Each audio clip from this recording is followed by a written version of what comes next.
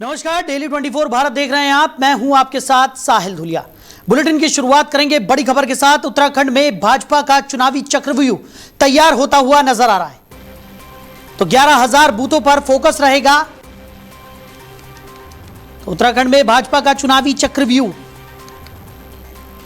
तैयार हो गया है। 11,000 बूथों पर भारतीय जनता पार्टी का फोकस रहने वाला है। बूथ स्तर पर संगठन को मजबूत करने की कवायद होती हुई दिखाई दे रही है। बड़ी खबर आपको बता रहे हैं। तो 11,000 बूथों पर भारतीय जनता पार्टी फोकस करने वाली है। नितिन नवीन ने जीत का मंत्र दे दिया है। तो बूथ स्तर पर संगठन मजबूत करने की भारतीय जनता पार्टी की तैयारी साफ तौर पर देखने को मिल रही है। तो चुनाव से पहले भाजपा ने कमर कस ली है और इसी खबर पर ज्यादा चर्चा के लिए हमारे मैनेजिंग एडिटर रमेश ठाकुर जी हमारे साथ जुड़ गए। रमेश जी, उत्तराखंड में भारतीय जनता पार्टी चुनावी बिसात बिछाती हुई नजर आ रही है और भाजपा अध्यक्ष नितिन नवीन की बात करें तो उन्होंने जीत का मंत्र यहां पर दे दिया है। बूथों पर फोकस करने का मंत्र यहां पर नितिन नवीन की तरफ से दिया गया है। 11,000 बूथ पर भारतीय जनता पार्टी का फोकस रहने वाला है। कैसे देख रहे हैं? देखिए, मुझे लग रहा है इनकी जो एक्टिविटी है हम लोग कल परसों से देख रहे हैं। कल इन्होंने क्या करा है, लगभग 3-4 राज्यों के तुरंत ही जिला प्रदेश अध्यक्ष की नियुक्ति करी, जिसमें दिल्ली भी शामिल है, पंजाब भी शामिल है, हरियाणा भी शामिल है। उसके बाद इनका दौरा हो रहा है उत्तराखंड। उत्तराखंड दौरा होना स्वाभाविक है क्योंकि चुनाव है अगले 9-10 महीने के बाद में। अब भारतीय जनता पार्टी चुनावों को किस तरीके से लेती है और किस स्ट्रैटेजी के साथ में लेती है, साहिल जी आपको बताने की जरूरत नहीं है। बिल्कुल, मुझे लगता है इनकी एक्टिविटीज को, पॉलिटिकल एक्टिविटीज को दूसरी पार्टियों को देखना चाहिए, सीखना चाहिए। अगर एक नए नवीने बड़ी पार्टी के जो राष्ट्रीय अध्यक्ष बने हैं, अब वो अपना पहला दौरा उस स्टेट में कर रहे हैं जिसको देवभूमि कहा जाता है, और इस बार प्रतिष्ठा का सवाल ये बना हुआ कि हम लोग हैट्रिक कहाँ पे मारेंगे, जैसे इन्होंने अभी आसाम में करा है और इन्हीं के अगुवाई में और इन्हीं के राष्ट्रीय अध्यक्ष रहते हुए इन्होंने पश्चिम बंगाल को भी फतह करा है, जो कसक बहुत समय से थी। अब 5 राज्यों के चुनाव आने वाले हैं, अगले साल चुनाव हो लेंगे और ये 2-3 महीने के बाद में इसका बिजली भी बच जाएगा, जिसमें यूपी सबसे बड़ा सूबा है प्रदेश देश का, उत्तराखंड हो गया आपका, फिर पंजाब हो गया। ऐसे 4-5 राज्यों के चुनाव होने हैं जो उत्तर भारत में सबसे ज्यादा अहमियत रखते हैं, वोटिंग के हिसाब से, वोटर के हिसाब से और इंफ्रास्ट्रक्चर के हिसाब से। तो ये जो स्टेट हैं, मैं इनको सीधे सीधे कहूंगा, ये भारतीय जनता पार्टी के बहुत बड़े फाइनेंशियल स्ट्रक्चर हैं, क्योंकि इनको जब तक अपने हाथ में नहीं रखेंगे तो भारतीय जनता पार्टी का कैडर से लेके, संगठन से लेके सरकार की नींव हिल जाएगी। तो इसलिए उत्तराखंड इनके साथ में होना बहुत जरूरी है। अब इनका पहला दौरा, जिस तरीके से हम देख रहे हैं कि पूरा रेला इनकी गाड़ियों का लगा हुआ है, उसमें थोड़ा सा ये भी लग रहा था कि प्रधानमंत्री ने जिस तरीके से ईंधन बचाने की बात कही थी, तो वो शायद एक शौक के तौर पे सब लोगों ने, इनके बीजेपी के नेताओं ने, मंत्री संतरियों ने अपनाया, लेकिन वो असर शायद अब कम होता हुआ दिख रहा है। क्योंकि जब इनका हमने पूरा रेला देखा, 10 गाड़ियां आगे हैं, 15 गाड़ियां पीछे हैं, बीच में इनकी गाड़ियां हैं, और जिस रोड से निकलना पूरा रोड को सफा कर दिया गया है। तो इससे लगता है कि जो प्रधानमंत्री का जो अभियान था वो भी धीमा पड़ गया है। अब फिर प्रधानमंत्री ने फिर कह दिया कि अब जितना बचाना था ईंधन आपने बचा लिया, अब जितना फूको उतना फूको। लेकिन सब चीजें ये विपक्ष इस बात को कल से उठा रहा है जब उन्होंने इन चीजों को देखा है। बहरहाल ये तो पॉलिटिकल बातें होंगी, क्योंकि देखो पक्ष विपक्ष में इस तरह की खींचातानी और इस तरीके के पॉइंट निकाल के एक दूसरे को घेरना और एक दूसरे को परेशान करना, ये तो चलता रहता। मूल विषय ये है नवीन नितिन का उत्तराखंड दौरा, ये किस तरह दिखता है, इसके मायने क्या है। मायनों की जब आप समीक्षा करते हो तो ये लगता है कि पिछली बार जब चुनाव हुआ था तो उस समय, क्योंकि उत्तराखंड में 70 सीटें हैं, 70 विधानसभा सीटें हैं, और जिसमें पहाड़ी क्षेत्र, जो चाहे कोटद्वार हो जाए, चाहे चंपावत हो जाए, यहाँ की स्थिति ज्यादा ठीक नहीं रही थी। इसका अगर मार्जिन आप देखो, 15-16 सीटें साहिल जी हैं, आप तो उत्तराखंड से ही आते हो, आप तो बहुत बेहतर आप जानते होंगे। 15-16 सीटें ऐसी हैं जहां जीत हार का मार्जिन 2-2.5 हजार वोटों का रहा था, बिल्कुल, उसको कवर कैसे किया जाए। क्योंकि अगर मैदानी अगर राज्यों की मैं बात करूं, क्योंकि अब आप तो मुजफ्फरनगर के बाद में उत्तराखंड शुरू हो जाता है, आपका उसमें हरिद्वार आ जाता है। हरिद्वार भी स्थिति ज्यादा ठीक ठाक नहीं रही थी, हालांकि वो जो जीत गए थे वो अलग बात है कि सरकार उन्होंने बना ली थी, लेकिन पिछले टर्म के मुकाबले देखा जाए वोटिंग का प्रतिशत इनके कम रहा था, सीटें भी कम हुई थी और कदावर नेता भी इनके हार गए थे। ये सारी चीजें ना हो, इसी की समीक्षा को लेके नवीन नितिन का आज दौरा हो। बिल्कुल, और जैसा कि ठाकुर जी आपने जिक्र किया कि कहीं ना कहीं भारतीय जनता पार्टी एक ऐसी पार्टी है कि एक चुनाव खत्म होता है तो दूसरे चुनाव पर फोकस शुरू हो जाता है, और यही बाकी विपक्षी दलों को सीखना भी चाहिए, जैसा कि आपने जिक्र किया। क्योंकि हमने देखा कि पश्चिम बंगाल में किस तरीके से जान फूंकती हुई भारतीय जनता पार्टी नजर आई थी, और पूरी पुरजोर कोशिश का ही नतीजा था कि पश्चिम बंगाल जैसे राज्य में जहां पर बहुत कम उम्मीद थी भारतीय जनता पार्टी से, वहां पर भारतीय जनता पार्टी ने बहुमत हासिल किया और एक ऐसी मजबूत पार्टी को बाहर का रास्ता दिखा दिया सत्ता से, जिस पार्टी से बहुत ज़्यादा उम्मीदें थी। उत्तराखंड की अगर हम बात करें तो उत्तराखंड में चाहे कुछ भी हो, भले ही कई सीटों पर मार्जिन बहुत कम रहा हो, लेकिन भारतीय जनता पार्टी एक मजबूत स्थिति में उत्तराखंड में मानी जाती है।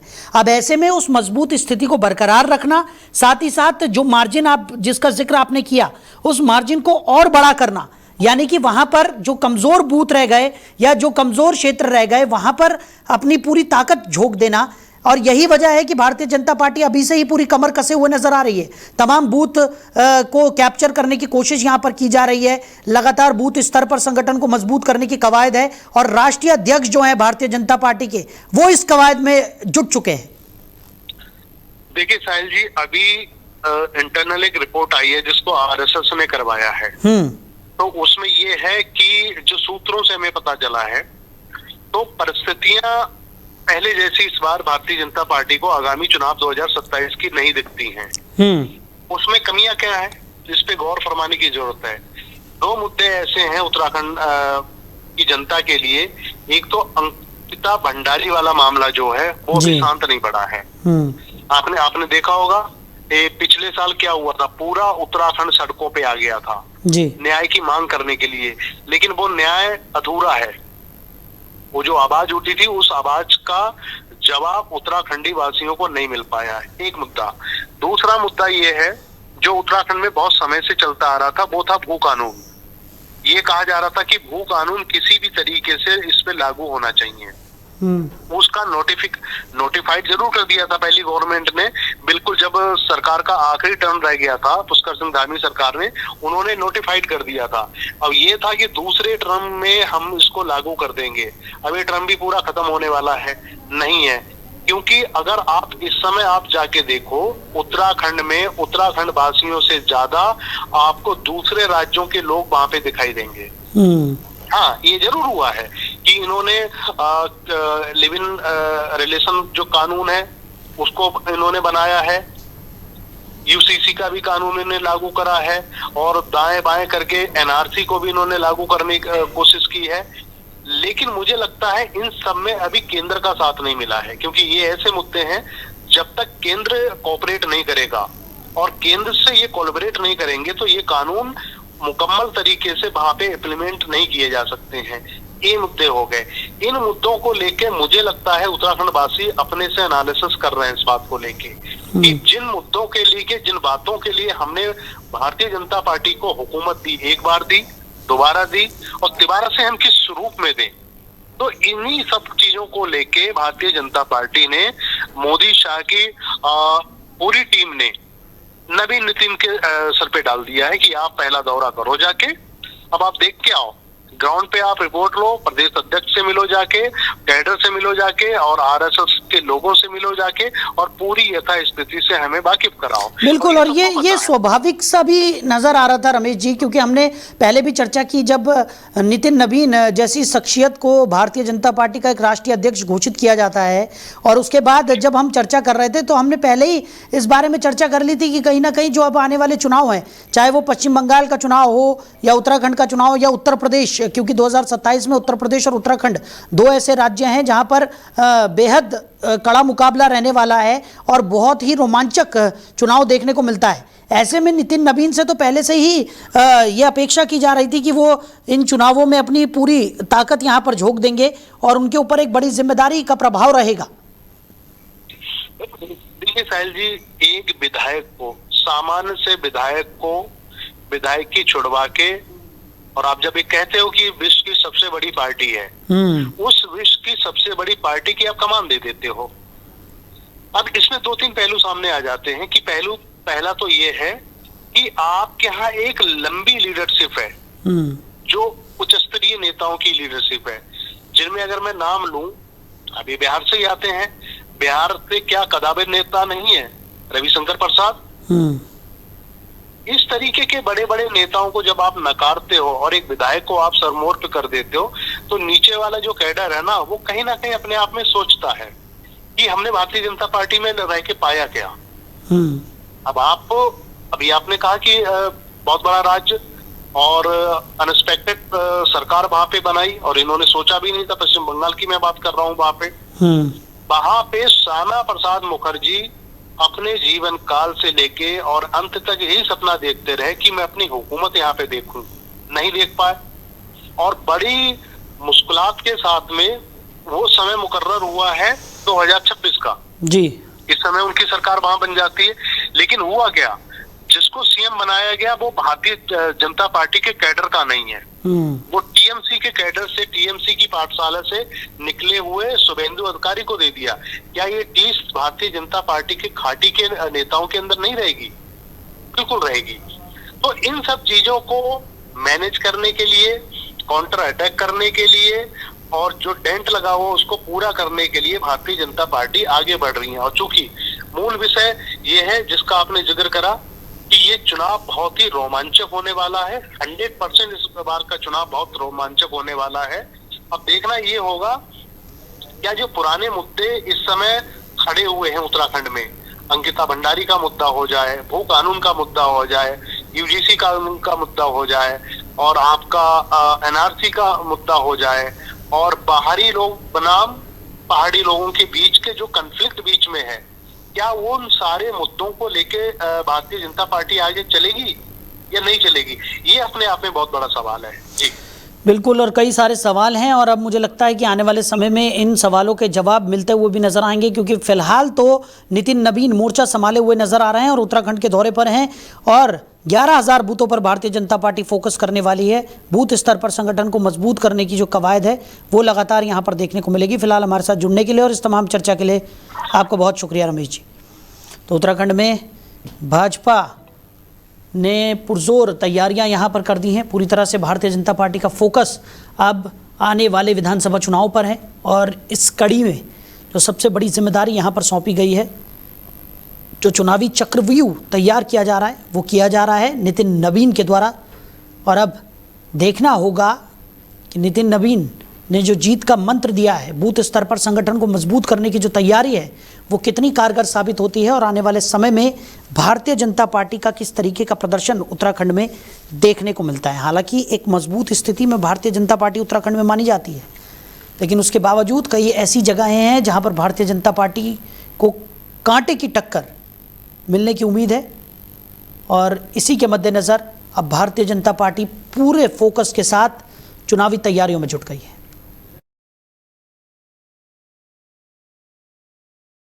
तो इसी बीच एक और बड़ी खबर निकलकर सामने आ रही है। डीके शिव कुमार कर्नाटक के नए सीएम बनेंगे। तो पहले पैर छुए फिर सत्ता हासिल कर ली। सिद्धारमैया के इस्तीफे पर मोहर लग गई है। कर्नाटक में सत्ता संघर्ष खत्म हो गया है। तो कर्नाटक की राजनीति में आखिरकार वही हुआ जिसकी चर्चाएं पिछले 3 साल से लगातार हो रही थी। कभी सिद्धारमैया के सामने झुककर पैर छूने वाले डीके शिव कुमार ने अब धीरे धीरे कर्नाटक की सत्ता अपने नाम कर ली है। सिद्धारमैया के इस्तीफे को राज्यपाल ने मंजूरी दे दी है और इसके साथ ही पूरी कैबिनेट भी भंग कर दी गई है। अब डीके शिव कुमार के कर्नाटक के अगले मुख्यमंत्री बनने का रास्ता लगभग साफ माना जा रहा है। 2023 में कांग्रेस की सरकार बनने के बाद ही सत्ता के 2.5 साल वाले फॉर्मूले की चर्चाएं शुरू हो गई थी। उस समय पार्टी हाईकमान ने सिद्धारमैया को मुख्यमंत्री और डीके शिव कुमार को डिप्टी सीएम बनाकर संतुलन साध लिया था। लेकिन सत्ता के गलियारों में यह माना जाता रहा है कि डीके अपनी बारी का इंतजार कर रहे हैं। उन्होंने कभी खुलकर बगावत नहीं की, बल्कि संगठन, विधायकों और दिल्ली दरबार में अपनी पकड़ लगातार मजबूत करते रहे।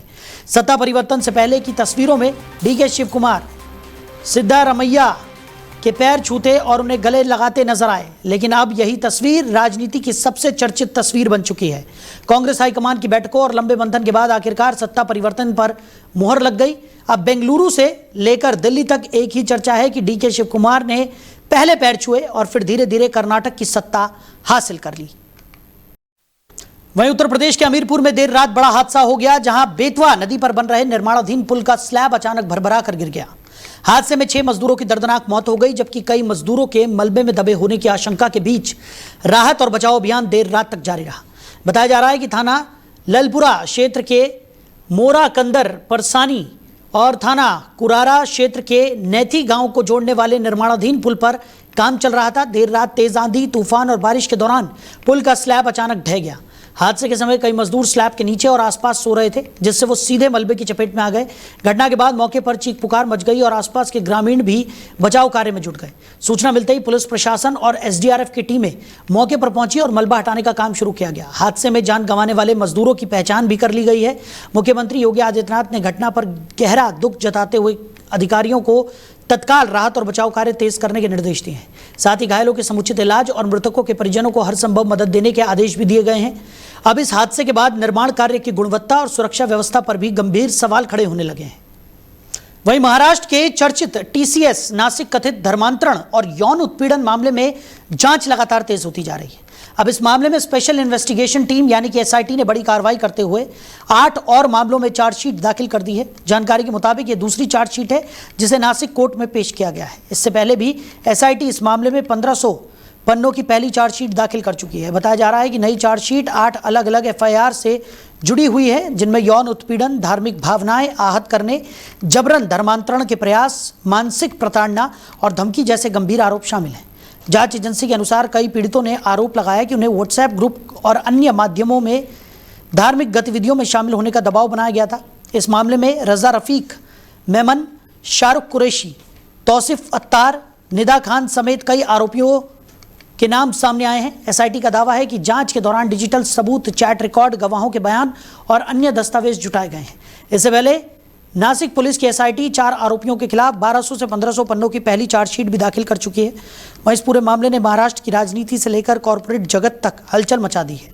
टीसीएस पहले ही आरोपों के बाद कई कर्मचारियों को सस्पेंड कर चुका है और आंतरिक जांच भी लगातार जारी है।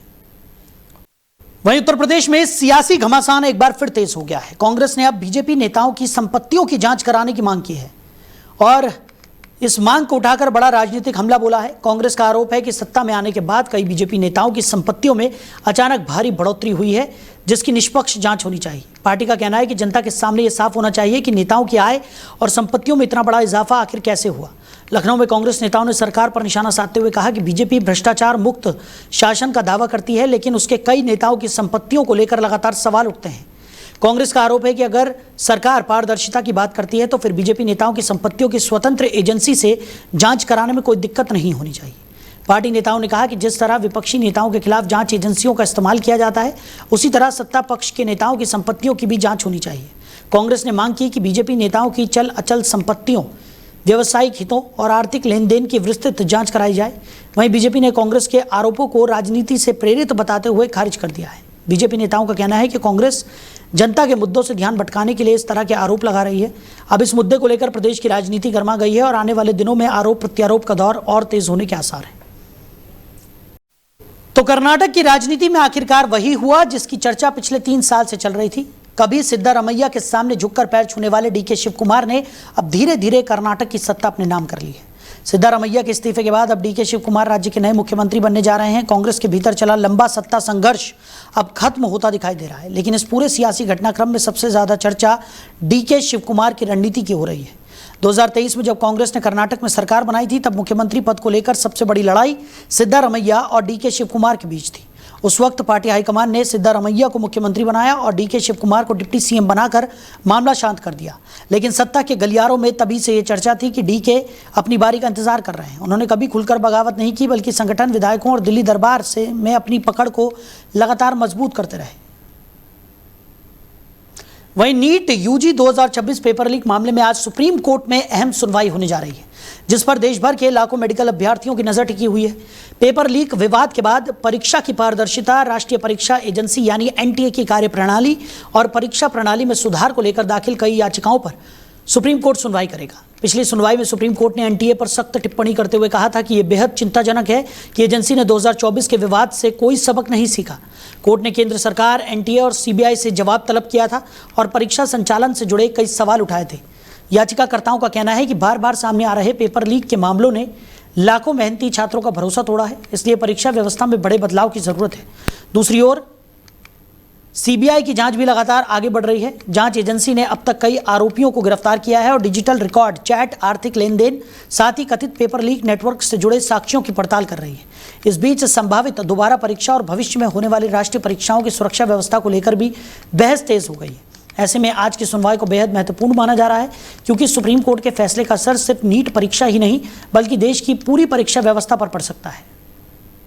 वहीं पंजाब नगर निकाय चुनाव के नतीजों में आम आदमी पार्टी ने शुरुआती रुझानों में बढ़त बनाकर बड़ा राजनीतिक संदेश देने की कोशिश की है। मतगणना के दौरान सामने आए आंकड़ों के मुताबिक आपको बता दें, कई नगर निगम, नगर परिषद और नगर पंचायत क्षेत्रों में आप उम्मीदवारों ने बढ़त हासिल की है, जबकि कांग्रेस और शिरोमणि अकाली दल भी कई सीटों पर मुकाबले में बने हुए हैं। शुरुआती रुझानों में भाजपा का प्रदर्शन अपेक्षाकृत कमजोर नजर आया।